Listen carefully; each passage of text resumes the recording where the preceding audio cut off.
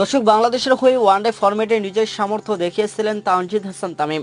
বিপিএলের পর এবার আন্তর্জাতিক টি-20তে তার অভিষেকটা হলো দারুণ।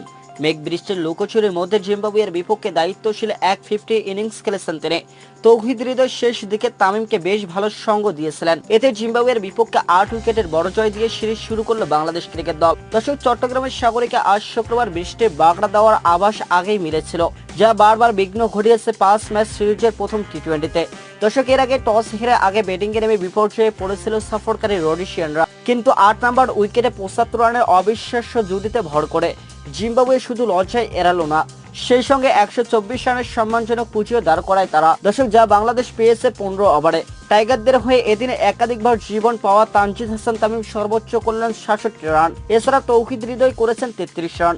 এদিন বাংলাদেশের সামনে জয়ের লক্ষ্য খুব বড় নয়, 125 রানের ছিল, কিন্তু লিটন কুমার দাস ওপেনিংয়ে নেমে ফির ব্যর্থতার পরিচয় দিয়েছেন। টানা অফ ফর্মের কারণে ওয়ানডে দলের জায়গা হারিয়েছিলেন তিনি। মাঝে ঢাকা প্রিমিয়ার লিগে এক ম্যাচে 50 পেয়েছেন তিনি, কিন্তু জাতীয় দলে ফিরে সে আগের চেহারায় লিটন কুমার দাস।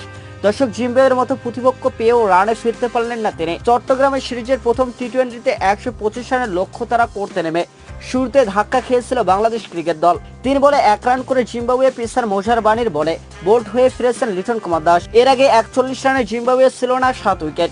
মনে হচ্ছিল টাইগার বলারদের তোপে অল্পতেই গুছিয়ে যাবে তাদের ইনিংস, কিন্তু অষ্টম উইকেটের জুটিতে দারুণভাবে ঘুরে দাঁড়ায় সফরকারীরা। বিপর্যয় কাটিয়ে শেষ পর্যন্ত 124 রান তুলে অল আউট হয়ে যায় জিম্বাবুয়ে ক্রিকেট দল। এদিন চট্টগ্রামের জহুর আহমেদ চৌধুরী স্টেডিয়ামে টসে জিতে প্রথমে ফিল্ডিং করার সিদ্ধান্ত নেয় বাংলাদেশের অধিনায়ক নাজমুল হোসেন শান্ত। এদিন প্রথম ওভারে 2টি বাউন্ডারি হজম করেন শরীফুল ইসলাম। দ্বিতীয় ওভারে স্পিন আক্রমণে নিয়ে আসেন শান্ত।